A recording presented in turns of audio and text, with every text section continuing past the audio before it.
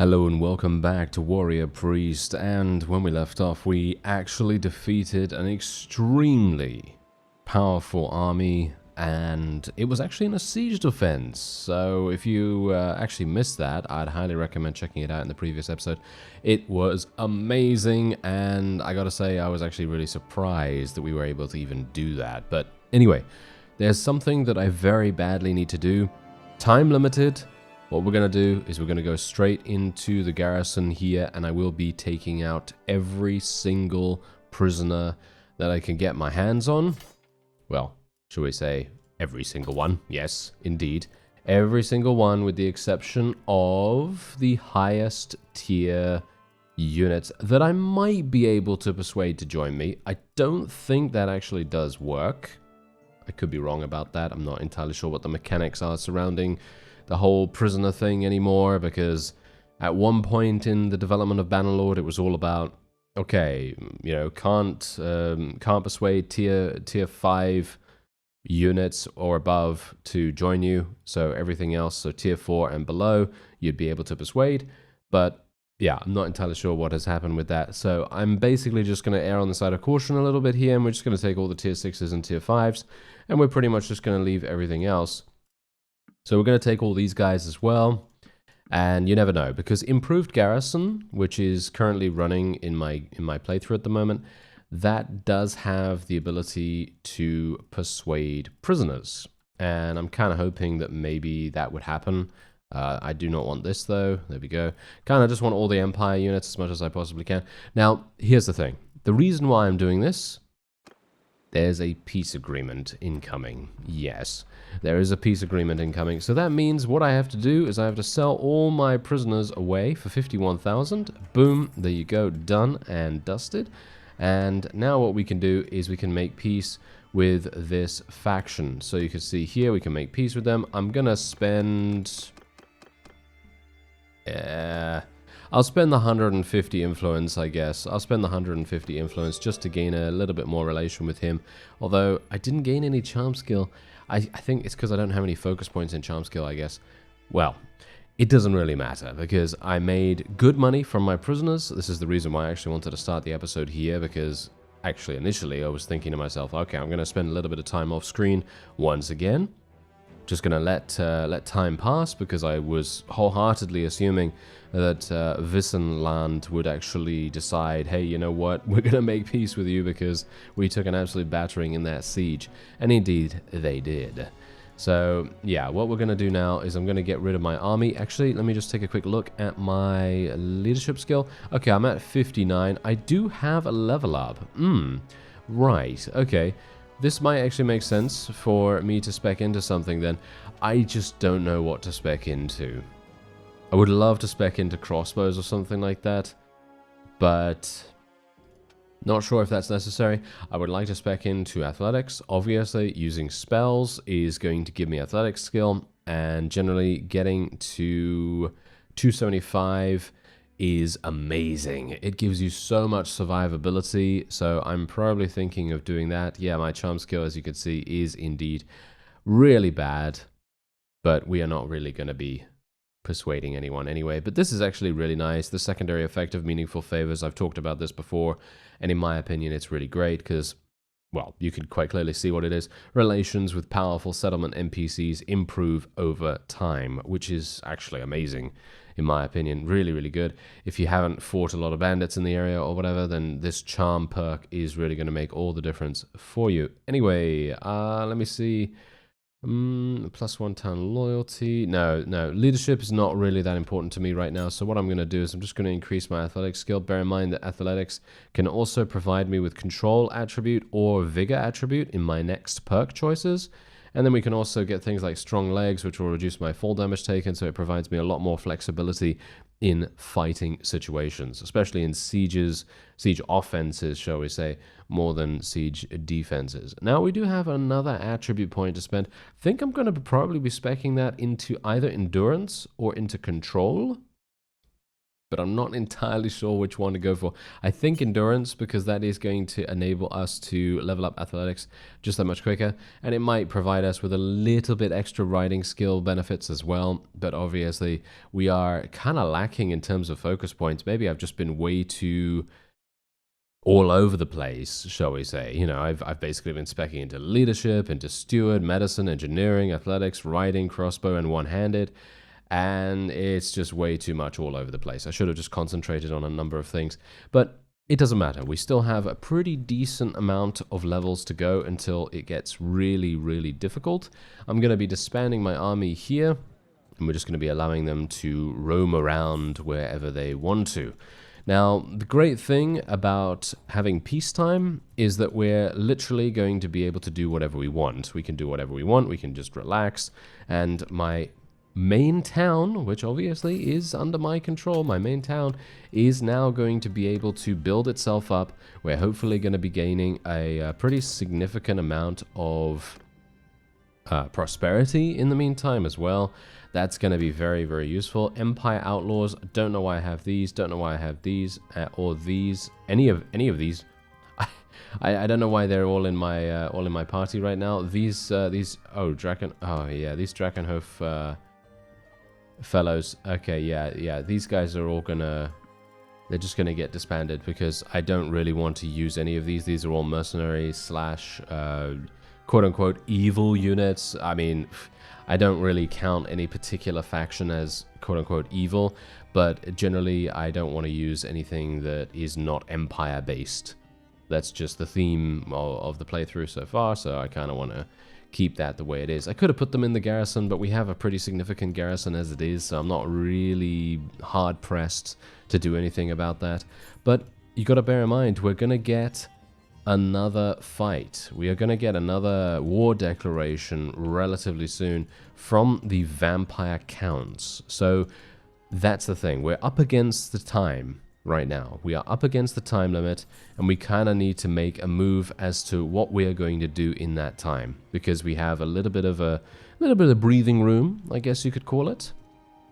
And we're going to need to do something about that. So the best thing that I could possibly do is probably head on over to Kreuzhofen and see if I can actually take out some people from the garrison here, and just max out my army. Even though these Drakenhof Blood Knights, they are amazing.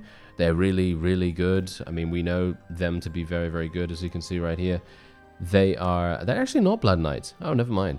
They look like Blood Knights, so that's why I called them that. But no, they're not actually Blood Knights. But the point is, these guys are amazing, and I will just put them in the, I don't know, I'll just put them in the garrison, I guess. You know, it's not really that big a deal if I put them in there, I guess. But yeah, otherwise, I think we'll probably take a bunch of tier 4s. Take some of these guys. Oh yeah, those guys are going to do so much damage. And we're just going to kind of max out. And then what we're going to do is we're actually going to head into the Chaos Portal. I would like to go into the Chaos Portal and to eliminate the forces there, because there was a, you know, there's obviously a thing that you can gain there. You can gain a really, really nice sword. And wait a minute. Is that already gone? Is the non-aggression pact already? Oh, the non-aggression pact is already expired. Okay. I was actually expecting that to be a little bit later, but okay. Seems like we're going to have to deal with that sooner than I anticipated, but that's fine. That's fine. We should still have the opportunity to maybe do something here. I'd like to fight a couple of these outlaws. There are so many outlaws in this area for some reason, but yeah, I guess I'll just do a little quick auto-resolve here and there. I'll take the prisoners. I love the keybinds that have been added to Bannerlord. Absolutely fantastic. Saves so much time. It really does. You know, because I remember actually playing Warband a long, long time ago. You know, I was playing for, I don't even know, what was it now? 8 years. I think I played Warband for 8 years, right? And every single time I'd go into my inventory after a fight, I think to myself, yeah, you know what would be really cool? A keybind that allows me to loot everything. Yeah. And that's exactly what they've added in Bannerlord, which is absolutely amazing. Really, really nice. Quality of life improvement right there. And otherwise, I guess we're just going to be selling every single thing that I have. 77,000. Bear in mind that when war breaks out, it's going to be pretty easy to make money. But we also need to make it so that I actually have enough just in case something bad were to happen. I'm still looking for some good armor pieces as well, by the way. So if I see anything that I could potentially use that might actually be an upgrade of some kind, then obviously I'm going to try and get that. I actually wonder where I can get Blazing Sun pauldrons. I mean, well, not pauldrons, obviously, but the rest of the Blazing Sun armor, because we... I mean, if I'm gonna wear golden shoulders, then I think it would be pretty cool if I could wear everything else golden as well. You know, everyone's gonna know, oh, it's that idiot again. Let's go and murder him. Oh no, I'm blinded by the sun reflecting off his golden armor. Yeah, that's the kind of thing I'm talking about. That would actually be very... I mean, obviously that's not going to happen, but that would be very amusing if it did. Yes. Okay. Well, if I can't find anything, the best thing that I can do is go to Nuln. So we're going to do that. We're going to go to Nuln, and we are going to take the quest from the Master Engineer. And we're going to have to work out how to use the artillery, because obviously there is artillery available in the game, and I have no idea how to use it. It is something I've never used, so this is going to be really interesting, or at least I hope it's going to be very interesting and not incredibly frustrating and annoying, because generally I am a little bit stupid, okay, you know, sometimes, but yeah, hopefully I am going to be able to work it out. Anyway, hello there, sir. I have come seeking access to the forges of Nuln. There we go. You don't look like you would... What? What could you possibly need with our crafts? These are the mightiest weapons of the Empire. They hold back the tide of darkness time and again. We do not hold out our crafts to any who waltz in. I do not know you, nor have you earned our trust. We may, however, be able to come to an agreement. There is an internal matter that needs urgent attention, and I am unable to act. If you help, as a personal favor, I will see what I can do for you. What say you? What would you have me do? Usually, we don't resort to outside assistance, but we are short-handed. We have had some important components stolen from the colleges of Nuln by Goswin, and they must be returned immediately. If you can track down these runaways and find these parts, then we can talk further. Oh, dear. Okay. If this is one of those missions where I have to run after various parties on the map, I am not going to do very well here. Let's just say that right now. Track down runaway thieves. Oh dear. Okay.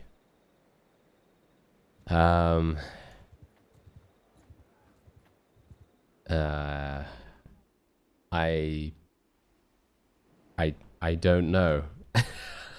I don't know where they are. That is the problem here. I mean, they didn't leave the town, right? I mean, I didn't see them leave the town or anything like that, and I don't think they would have left the town. I have 30 days to find these guys. Yeah, I'm never gonna find them. I'm just gonna say that now. I am gonna assume that I will never find them. So just prepare yourself for the inevitable failure, because if there is no clear indication of where they are, then I'm never gonna find them. Unfortunately, that's just how it is. I mean, I have a bunch of villages marked, because these villages are, of course, you know, where I would go to recruit noble units, but I'm gonna assume that that is not actually where I need to go for the thieves. I mean, I can't talk to any of these guys. Okay. Yeah. Well, there you go. That's that, I guess. Yeah. It's unfortunate. I was actually hoping that maybe they would leave from the town, but I didn't see anyone leave from the town, and maybe they would actually be close by to the town itself. That would actually be have been a pretty nice thing, but unfortunately that doesn't seem to be the case. So I guess I'm just going to have to redo it or acquire a cannon some other way. I'm not entirely sure how one would do that, but See, it seems like Gabriel has actually advanced in level. Oh, look at that. My siege workshop in my town has now been completed. Fantastic. And now it will just go back to the loyalty generation thing.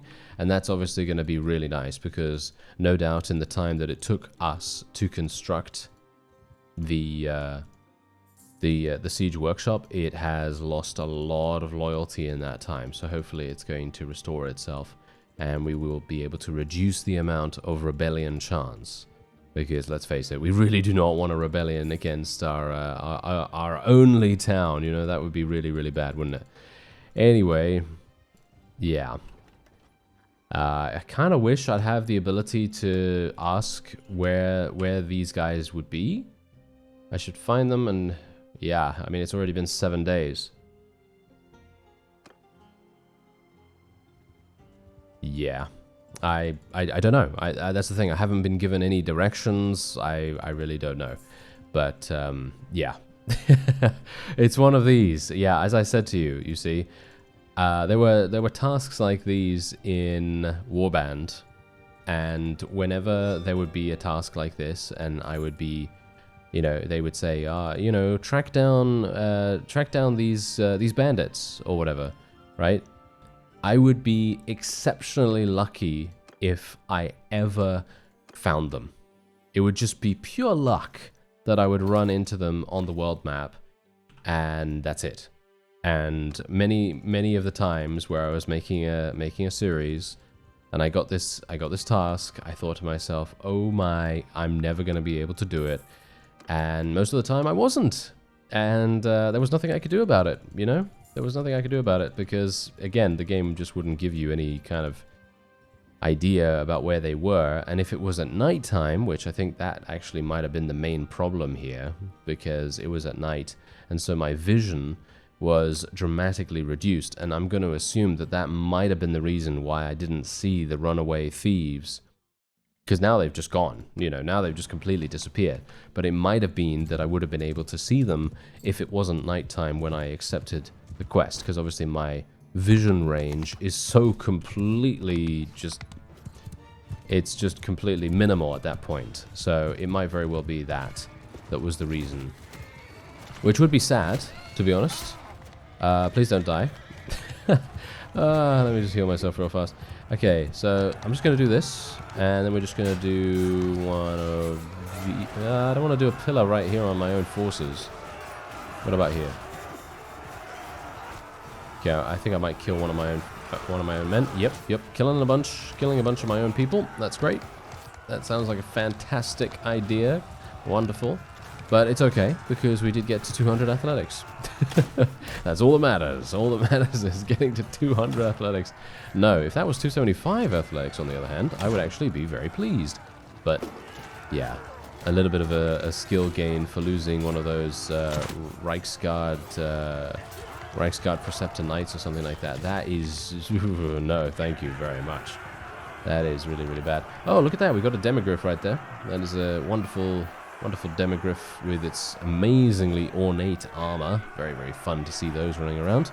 And we did get some decent renown as well. Bear in mind, we are, of course, going to try to get to tier 5 clan size, but I don't think we're ever going to be able to get to tier 6. Tier 6 is going to be very, very difficult, especially considering a number of things would need to happen for me to actually be able to do that. You know, in other words, we would need many, many vassal battles to get to that point. I can't just continue to go into Chaos Warriors and you know, attack them over and over. So we'll see what happens at the very least. Maybe I'm going to be able to make it, but I highly doubt it. Okay, let me actually just take a quick look. Yep, there we go. There's 200. So now what do we want to do? Do we want to increase our control attribute, or do we want to increase our vigor attribute? Control increases our crossbow skill, and vigor, which is at 3, it's at 3, yes, increases our one-handed. Now, I am very rarely using one-handed. I gotta say, I am very rarely using that. So I think I'm actually just gonna increase my control skill. If I do use one-handed, I'm usually in a situation where I'm either relatively safe. In other words, if I'm in a siege defense or something like that, then I don't really need to rely on my one-handed that much. or I'm about to die because my mount has died and I'm in a field battle and I'm surrounded by the opponent and I'm just about to get murdered. So either way, it doesn't really require me to have a significant amount of one-handed skill, even though I personally would, if I was creating this character again, I would probably be putting many more points in one-handed because it just makes sense, you know? It just makes so much sense. And we are going to attempt to battle the Chaos Forces. Let's see what we can do here. We're obviously going into the Chaos Realm right now, and I absolutely love this environment, by the way. If you haven't seen this from the Necromancer series, ooh, you're in for a treat here, because literally, look at this. Look at how amazingly cool this looks. It's super nice. It really is. Super nice. Love it. Anyway, let's do this.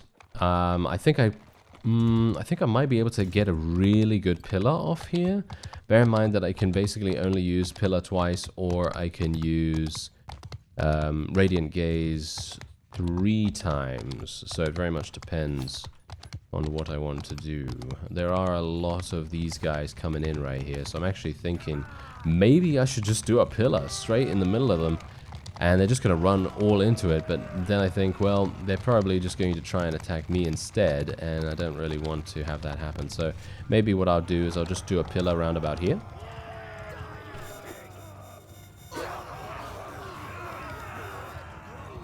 Yeah, that actually seemed to be pretty useful. That seemed to be pretty useful, not too bad. Now I could actually, theoretically, do 2 Radiant Gaze spells, and maybe that's actually going to be really good. Maybe that would be a better idea than me doing another pillar, because I can only do 1 more pillar and then I can't do anything else. So I'm thinking maybe that would be a good idea. Because if I do a Radiant Gaze, I'm pretty sure I could maybe finish off a bunch more of the enemy, so I'm going to try it out. I'm so sorry, friends. I'm going to have to murder some of my own troops, potentially. Nope, never mind. Wow, that actually worked so much better than I anticipated. Now, bear in mind, they're all injured. I'm pretty sure they are all injured now, so I should be able to do some damage. Oh, that was a terrible miss, wasn't it? Okay. 2 terrible misses in a row. Fantastic. Very nice. There we go. Okay, I've got to try to redeem myself after those 2 misses. So let's have another hit to follow up the previous one. Or not, as the case may be, because I just got murdered. I cannot spare any magic power for heals. Otherwise, I will not be able to use another Radiant Gaze. So I do have to be a little bit... I don't know. Do I need to? Yeah, I think I need to. This is going to be pretty useful in my opinion. So let's do this. Look at that damage. Oh, yes. And I tried to aim it so that it would go into the cliffside right there, so that it wouldn't actually kill some of our units fighting by the side. I don't know whether you noticed that, but I thought I would point it out because I was rather proud of that placement, even though it obviously wasn't the most damaging, but it did actually eliminate quite a few enemy units, which is pretty nice. You know, it's not too bad. Get some wonderful experience here and there, and there is a victory for us. Obviously, this is primarily due to the fact that I was able to do so much damage. I mean, obviously, you know, the statistics screen doesn't actually provide you with a super detailed way of looking at the battle. For example, if we were to look at how much damage was actually dealt. Now, obviously, this is not a case of, you know, not a case of it being in the base game or anything like that. You know, this is not in the base game or anything. It's not to do with the mod. It's not to do with any of that. It's just a case of if we were to have a system that would allow us to look at the amount of damage done by each unit in the battle, 100%, I'm pretty sure we would be coming out on top. And it doesn't matter if we gain a huge amount of kills or not. From the first volley of spells that go out, I'm going to highly assume that we would have been way ahead of anything else, even at the end of the battle. So I think it really makes a huge difference to see those kinds of things. Anyway, there you go. We actually do have a dragon tooth now, which allows us to... Well, it has magical effects, as you can see right here, which is actually super nice. Maybe I want to use that instead of the hammer? I'm actually not entirely sure. Does this also work with range? You know what? I'm going to try it out. I'm going to try it out. This does not mean that I'm going to be selling my warrior priest hammer, but this is a very cool sword. Gotta say that. It looks amazing. It also glows. So, you know, it's always nice to use a glowing sword, isn't it? Yes, I think that sounds pretty fun. Anyway, let me just see if I can restore a little bit of my magic power here, and then we'll see what we can do about going into a battle with one of those Chaos Raider parties or something. We've got to 125 in riding skill. We're almost at 225 in athletics as well, so that's actually going to be real nice to see. And let's see, I've almost restored my HP. Now, what I'm actually going to test here, I'm going to test out whether using a magical weapon has the same functionality as using a warrior priest hammer. Because if the warrior priest hammer applies holy damage to your ranged damage attacks, in other words, crossbows or maybe possibly archery as well, then I'm hoping that this a similar system will happen with the magical weapons as well. Because if that is indeed the case, that means that magical weapons, for example, the Necromancer's Staff and stuff like that, are going to be exceptionally good. Oh no, never mind, we got holy damage. Oh, okay. So it still seems like the Warrior Priest Hammer, even though it's actually not even equipped on me at the moment, still seems like that is providing additional holy damage, which is actually rather amusing. Anyway, pretty happy that that's actually the case, to be honest, because I think that's actually super nice. But yeah, obviously, you know, take from that what you will. Maybe it's not something that you particularly like, but whatever the case, I am going to bombard our friends with this. Can we... Yep, there we go. Nice damage on those guys in the back there. I'm actually going to try and see if I can do some damage with my sword. And I want to see whether it actually does holy damage. Did you see whether it did holy damage right there? No, it's doing magical damage, because I was actually thinking to myself, what if you use a magical weapon while still having the holy damage weapon in your inventory, or whether it's equipped or whatever. I'm not entirely sure whether it makes a difference either way, but it seems as though you cannot get every single type of damage, because I was actually hoping that it would kind of combine itself, you know? So it would basically be like, it does magic damage, it does holy damage, and it also does physical damage. I actually thought that would be super funny, but obviously that is not that is not going to work. I was trying to be even more overpowered, yes. Even more overpowered with my extremely minimal damage that I can do with my one-handed weapons and everything, but yeah, there we go. Anyway, we were able to achieve victory. Very minimal casualties. 15 renown for us right there too. And we got some more prisoners as well. And we can sell these prisoners for a tidy profit. Very nice. Alright, so no doubt we are probably going to be receiving a war declaration quite soon, I would assume, from the wonderful friends from the Vampire Counts. And you know what I'm actually going to do? I'm going to speak to a couple of these Bright Wizards as well. We only have 2 Light Wizards in our party at the moment, and I would actually like to see what kind of spells the Bright Wizards have available to them. I have played as a Bright Wizard in Vermintide 2. Obviously, I'm not entirely sure whether it's a... I mean, it's probably going to be relatively similar, what kind of, you know, spells and everything that they have. But I'm actually wondering whether they are going to do damage to themselves. Because obviously there's a mechanic in Vermintide which is all about managing your overheating, as it were. I'm actually wondering whether there's going to be a similar system here where if they use too many spells... I mean, it's probably not. I mean, let's face it, you know, this is a mod, and it's obviously not going to be built from the ground up with those kinds of gameplay systems, you know, implemented, because that's going to be, you know, creating something from scratch, which is very, very time-consuming and very difficult. And we've got to bear in mind that these people from the modding community, they are doing this all out of passion. They're not being paid. They're not being paid for it. So it's really, really amazing. Anyway, yeah, what did I want to do? Yes, I wanted to go and speak to the Magister right here, and we're going to see what kind of spells these guys have available to them. Okay, so they have Magic Bolts, and they obviously have fire damage as well. I'm actually wondering what other things they have, because obviously we are unable to look at the other thing. So, ooh, a randomly moving fire tornado. Wow, that must look very, very cool. Conjure a large burning skull that moves forward, burning everything in its path. Oh, now that's amazing. Buff the weapons of allies in a 5-meter radius with the flaming trait for 20 seconds. The weapons burst into fire and burn every enemy they strike. Okay. That is actually amazing and definitely something that I would like. What does Cinder Blast do? Hail fragments solidify lava at the enemy, dealing medium damage on contact. Medium damage. Not a big fan of that. Not a big fan of that. I think I'm going to probably save my money for the moment. Yeah, probably going to just save my money for now, and we'll see what we can do when they actually start leveling up a little bit. Maybe I need to actually buy them some spells so that they can level up, to be honest, in the first place. That might actually be kind of useful, but oh well. Never mind. Let's just see what I can sell here. 5,000, 13,000. Yes, as soon as you sell stuff from those Chaos Raiders, it really just absolutely pays very, very well indeed. Okay, so I think that's probably going to be it for this episode. I was very much hoping that the vampire counts would decide to declare war, but here's the thing.